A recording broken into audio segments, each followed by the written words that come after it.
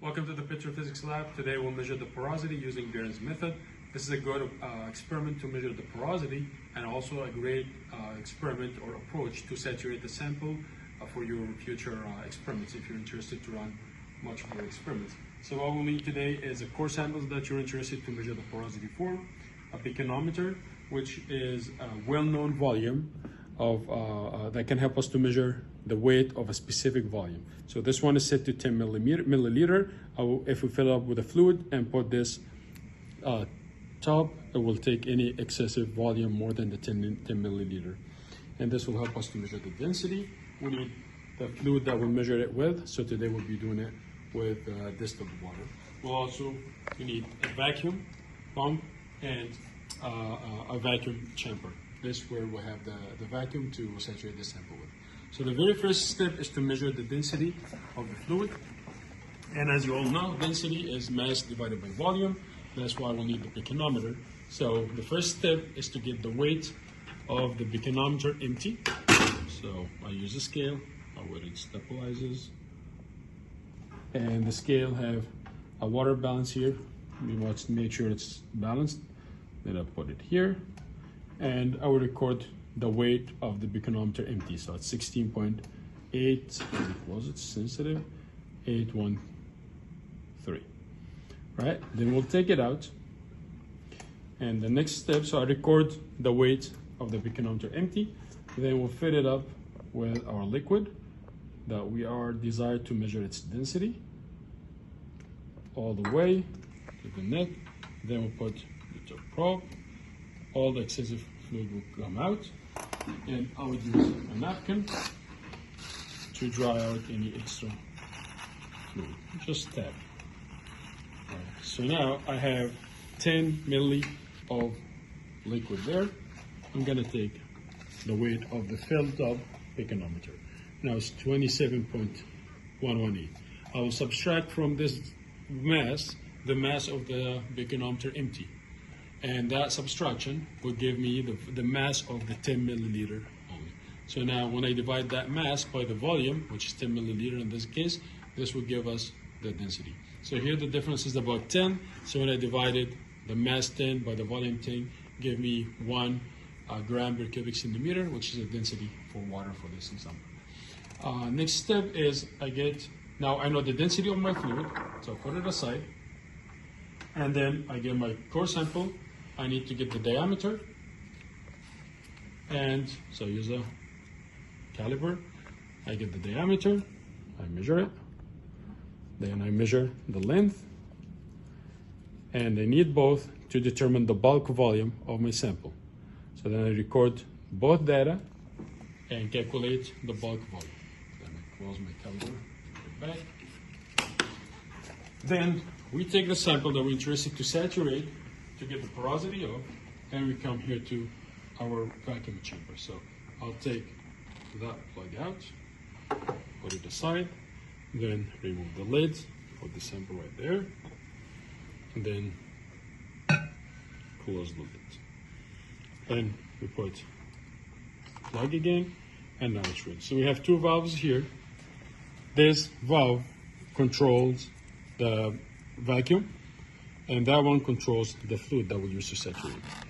So as I said, we'll saturate with water, so we'll close, both valves are closed. Then we'll go ahead and we'll fill up our reservoir here at the top with water.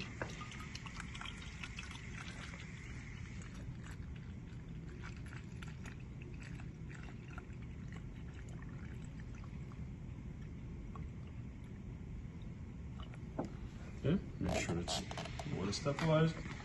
And we have another gauge at the bottom here that controls. Okay, once it's ready like that, we put in the vacuum. So the vacuum has an on and off button, which is right here. So we put this on, and then we come here, we open this valve to let the vacuum start. Right? Now this is a release vacuum, a release valve, so we need to close it as well. So this one is closed, and now we may listen that the pump got a higher sound, a louder sound, which means the vacuum is working. And if you try to move the lid, you'll see it's not movable anymore. So we'll leave it like this for about, usually we'll leave it overnight for about 12 hours or more. And after that vacuum time, we come back and we shut off the valve, the vacuum, close this gauge, and now it's time to open all the water. So we open this one, so you see the water get connected here, and now it's stopped there. So I'm gonna open this slowly, and we'll need more liquid than what we have here. So if you have someone to help you, it will be very handy. Because now this is open, this is open. So we should have the water to start to flow.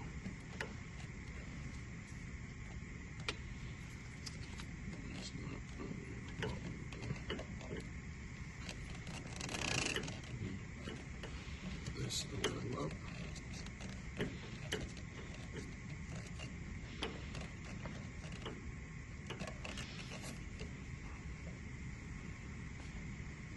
Right. So this valve is not working.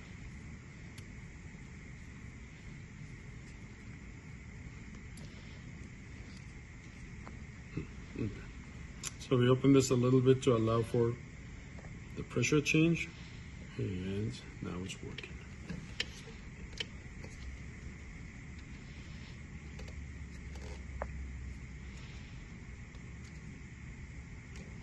So you see the water is going in to saturate the sample. It's going a little slow. So we keep running this until the sample is submerged in the water. And after that, we close the valves and we put the vacuum on for some more time, like overnight as well. So 10, 12 more hours. It's more appropriate to do it with a vacuum pump, a vacuum gauge, to tell you exactly how's the vacuum pressure inside the sample. Okay, so we'll accelerate this part. And once we finish, okay, stop it. All right, so after we measure the density of our liquid, now it's time to get our rock sample. So we get our dry rock sample, and we get the weight of it, the dry weight of the sample. So we put it on the scale, record our dry weight. So this is the dry weight, and after we finish saturating it, we'll get the weight as well, and the difference in the mass will be the mass of the liquid that saturated the sample. All right, so now we'll take the dry sample after we record its dry weight, and we'll put it here inside our vacuum chamber. I'll get the lid. So the lid goes in the top. Make sure it's aligned. Then we have the plug that goes in here. All right, so we'll close both valves. We fill up the reservoir with water. We have a vacuum here. This gauge is for the vacuum. This gauge is for the liquid. There's another valve here so a valve for the water reservoir, a second valve for the water reservoir, and a valve for the vacuum. So what we'll do right now, and this is a release valve as well, so that helps us to control the air intake. So I will close this one. All the valves will be closed, including this one.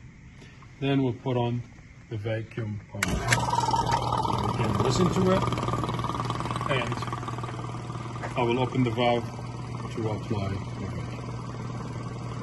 So now I can release, open this a little, so the vacuum starts. This has to be open. This.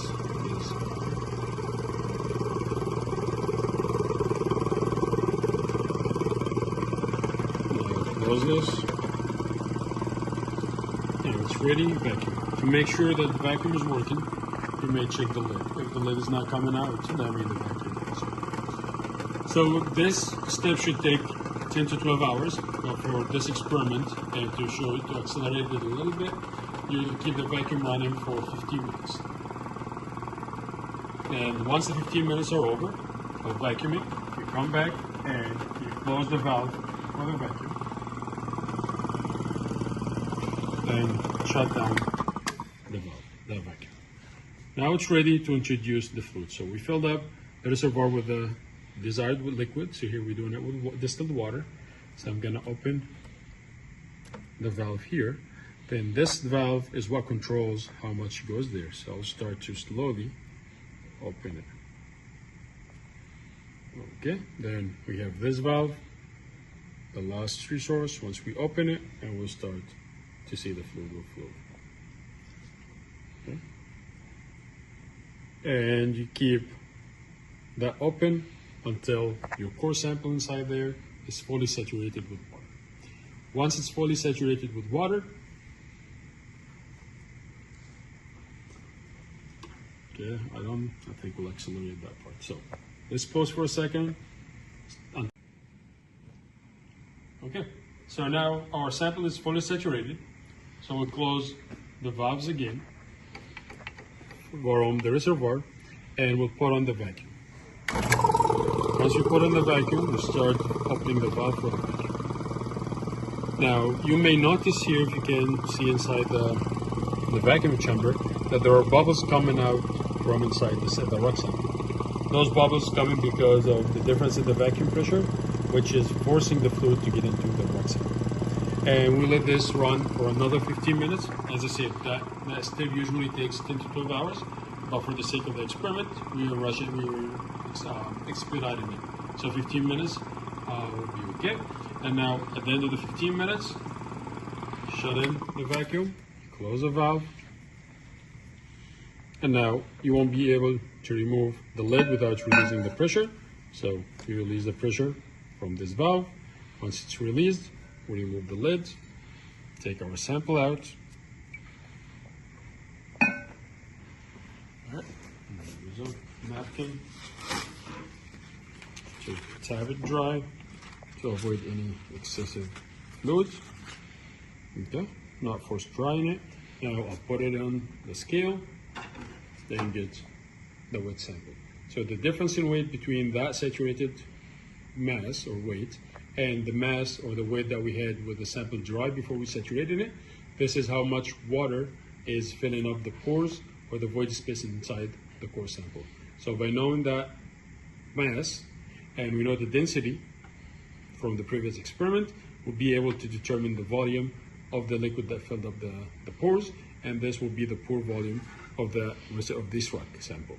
Once we divide the pore volume calculated in this experiment by the bulk volume, which we measured by getting the dimensions, the diameter and the length, this gives us the porosity.